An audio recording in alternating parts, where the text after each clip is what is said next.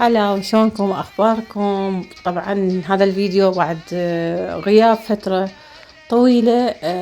حاولت انزل فطور من قلب الحدث من بالكونتي مع اغنية تراثية، طبعا عصرونية وياها. هم الفيديو اللي بعده راح يكون اكلنا التراثي اللي هي كباب العروق والزلاطة والرشاد.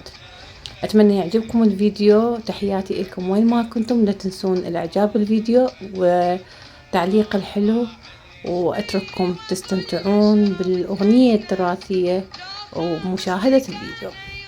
حياكم الله.